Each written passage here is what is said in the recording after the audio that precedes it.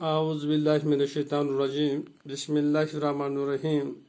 मेरे पंजुम जमात के बच्चों अस्सलाम वालेकुम रहमतुल्लाहि व बरकातहू।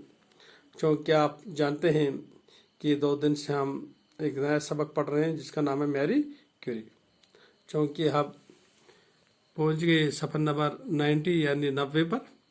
आप अपनी किताब निकालिए, पेज नंबर सफ़र नंबर 90। हाँ, मेहनत कभी रायगां नहीं हो जाती। हाँ बेटो, अगर आप मेहनत करो कभी ज़ाया नहीं होगी। आखिर वो दिन आ ही गया जब ये दोनों मियाँ बीवी अपने तजुर्बों में कामयाब हो गए।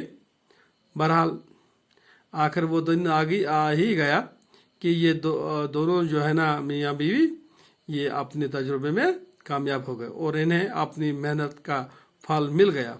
और जिसके लिए इतना मेहनत करते थे तो इसका उनको मेहनत का फल मिल गया। एक दिन दोनों शाम को अपनी तजुर्बेगाह से थके मांदे घर लौटे, मगर दोनों बेचैन थे, आराम से सो न पाए और दोबारा तजुर्बेगाह की तरफ चल दिए।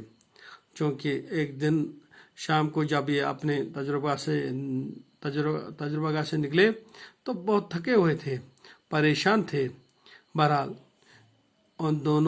ये दोनों बेचैन थे, उनको आराम आया, न सो न पाए। बहरहाल वापस अपने तजुर्बेगाह की तरफ चल दिए। तजुर्बेगाह के करीब पहुंचे।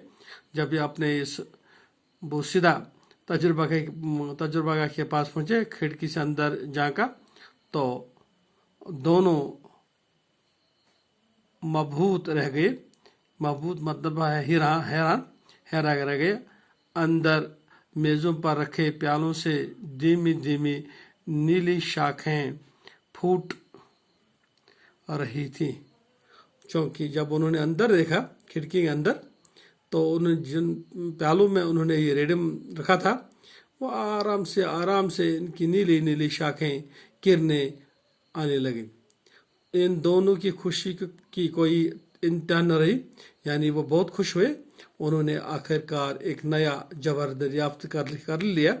उन्होंने अपने जो मेहनत की थी, आखिर उन्होंने एक नया जवाहर उन्होंने दरियाफ्त कर लिया। ये नया जवाहर रेडियम था। यही रेडियम है। सारी दुनिया में इस दरियाफ्त का शहरा फैल गया, यानी शहरत फैल गई सारी दुनिया में इस रेडियम का। अगले ही बरस 1905 ईस्वी में मेरी क्यूरी और इसके शौहर पेरी क्यूरी की तबीयत में दुनिया का सबसे बड़ा इनाम, नोबल इनाम प्राइज दिया गया। तो बस आज इतना ही है। खुदा हाफ़िज़। अस्सलाम वालेकुम।